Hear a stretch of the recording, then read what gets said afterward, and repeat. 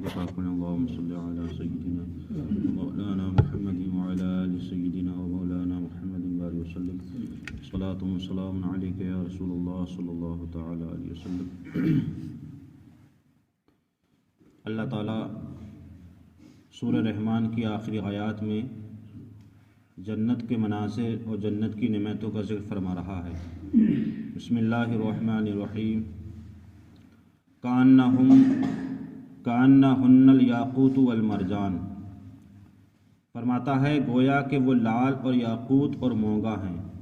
مطلب یہ لال، یاقوت، موگا یہ ایک قسم کے موتی ہیں جو بہت زیادہ قیمتی ہوتے ہیں، اور ان کی قیمت کا اندازہ ہم اور آپ نہیں لگا سکتے۔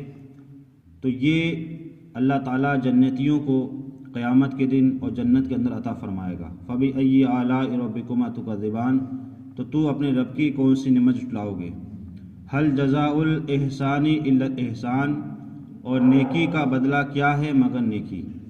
مراد یہ ہے کہ جو نیکی ہوگی اس کا بدلہ اللہ تعالیٰ دنیا میں تمہیں نیکی اس طریقے سے دے گا کہ جو انسان دنیا کے اندر اللہ کو مانے گا اور رسول اکرم صلی اللہ علیہ وسلم کی اطاعت کرے گا، تو اللہ تعالیٰ کل اس نیکی کا بدلہ تمہیں جو نیکی دے گا وہ جنت ہوگی۔ مطلب جنت جو ہے ہماری اس نیکی کا بدلہ ہوگا جو ہم نے دنیا میں کیا ہے، مطلب اللہ کو مانا ہے اور اللہ کے رسول کی اطاعت کی ہے اور شریعت مطالبہ عمل کیا ہے۔ فَبِأَيِّ آلَاءِ رَبِّكُمَا تُكَذِّبَانِ، تو تو اپنے رب کی نعمت کو کیسے جھٹلاؤ گے۔ وَمِن دُونِهِمَا جَنَّتَانِ، اللہ تعالیٰ فرماتا ہے کہ تمہیں میں دو جنتیں دوں گا، ایک جنت عدن ہے، ایک جنت نعیم ہے، لیکن ان کے سوا دو جنتیں اور ہیں جو جنتیوں کو عطا فرمائی جائیں گی۔ وہ دو جنتیں کون سی ہیں؟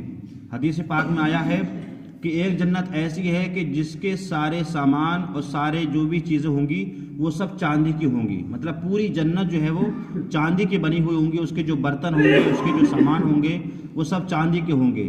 اور دوسری جو جنت ہوگی وہ پورے سونے کی بنی ہوئی ہوگی، مطلب اس کے رہن سہن، اس کے صوفے، اس کے تخت، اس کے جو بھی محلات وہ سب سونے کے بنی ہوں گے۔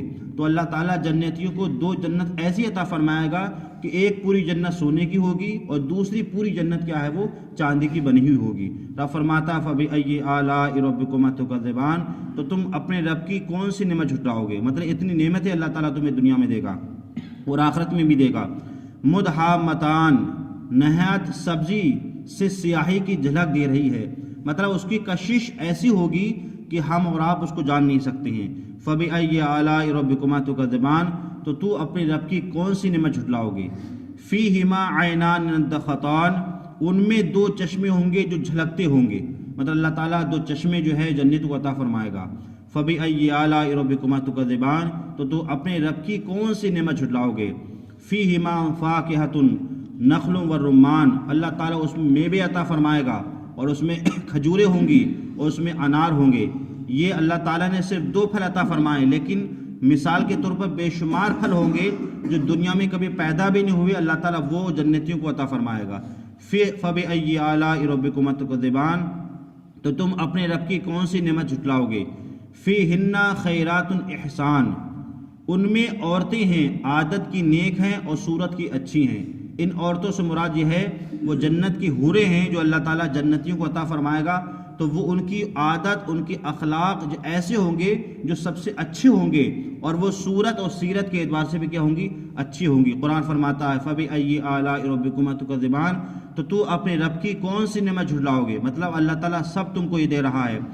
حور مقصورات فی الخیام، حوریں ہیں خیموں میں پردہ نشین، مطلب جو جنت کی جو حوریں ہوں گی وہ خیموں میں ایسے پردہ نشین ہوں گی کہ ان کو ابھی تک کسی نے دیکھا نہیں ہے، بلکہ حدیث پاک میں آتا ہے کہ اگر جنت کی عورتوں میں سے کوئی بھی عورت اگر زمین پر تھوڑی سی جھلک اگر وہ دکھا دے تو آسمان زمین روشن ہو جائیں گے اور پورا آسمان اور زمین کیا ہے اس کی خوشبو سے معطر ہو جائے گا۔ یہ جنتی حوروں کی کشش ہوگی جو قرآن میں فرمائی گئی کہ حور مقصورات فی الخیام، حوریں ہیں جو خیموں میں پردہ نشین ہیں۔ فَبِأَيِّ آلَاءِ رَبِّكُمَا تُكَذِّبَانِ، تو تم اپنے رب کی کون کون سی نعمتیں جھٹلاؤ گے۔ اور ان عورتوں کا حال یہ ہوگا کہ لم یطمثہن انس قبلہم ولا جان، ان سے پہلے انہیں نہ ہاتھ لگایا کسی آدمی نے اور نہ ہی کسی جن نے۔ فَبِأَيِّ آلَاءِ رَبِّكُمَا تُكَذِّبَانِ، تو تم اپنے رب کی کون کون سی نعمتوں جھٹلاؤ گے؟ متقین علی رفرف خضر و اکبر احسان، تکیہ لگائے ہوئے ہیں سبز بچھونے اور منقش خوبصورت چاندنیوں پر، مطلب وہاں پر جو محلات ہوں گے وہ اس طریقے سے ہوں گے کہ سبز رنگ کے بچھونے ہوں گے اور منقش ہوں گے، خوبصورت ہوں گے، اور ان کے اوپر چاندنیاں ٹکی ہوئی ہوں گی۔ فَبِأَيِّ آلَاءِ رَبِّكُمَا تُكَذِّبَانِ، تو تم اپنے رب کی کون سی نعمت جھٹلاؤ گے؟ تبارک اسم ربک ذی الجلال والاکرام، بڑی برکت والا ہے تمہارے رب کا نام جو عظمت اور بزرگی والا ہے۔